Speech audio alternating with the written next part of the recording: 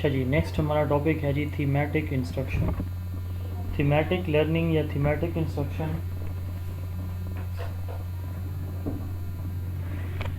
اس کو ہم thematic learning کو تھیمیٹک انسٹرکشن بھی ہم کہتے ہیں.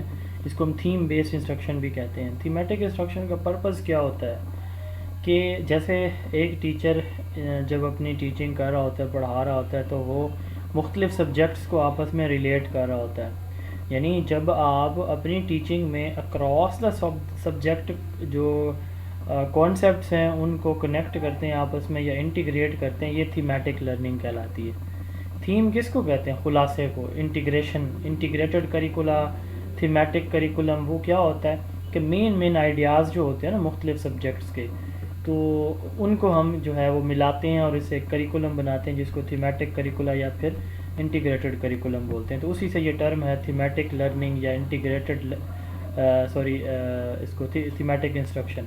تو یعنی اکراس دا سبجیکٹ، ایک سے زیادہ سبجیکٹ کے جو ہے وہ مختلف کنسیپٹس کو ٹیچر آپس میں جوڑتا ہے، کنیکٹ کرتا ہے اور ان کو انٹیگریٹ کرتا ہے اور اس طرح بچوں کو پڑھاتا ہے، تو اس کو تھیمیٹک انسٹرکشن کہا جاتا ہے. Thematic instruction is newer concept. Thematic learning is based on schema theory, which states all knowledge is organized into units, which is stored information in our mind. یعنی تمام علم جو ہے جتنی طرح کا نالج ہوتا ہے وہ چھوٹے چھوٹے یونٹس پہ مشتمل ہے. ان یونٹس کو اسکیمیٹا کہتے ہیں یا اسکیما کہتے ہیں، جو ہمارے مائنڈ میں اسٹور ہوتا ہے. تو وہ چھوٹے چھوٹے پیکٹس یا پورشن آف نالج جو ہمارے ذہن میں سیو ہوتے ہیں، جب وہ کسی دوسرے سبجیکٹ کے ساتھ ہم ان کو ریلیٹ کرتے ہیں تو پھر ہم ان کو انٹیگریٹ بھی کر لیتے ہیں، جس کو تھیمیٹک لرننگ کہا جاتا ہے.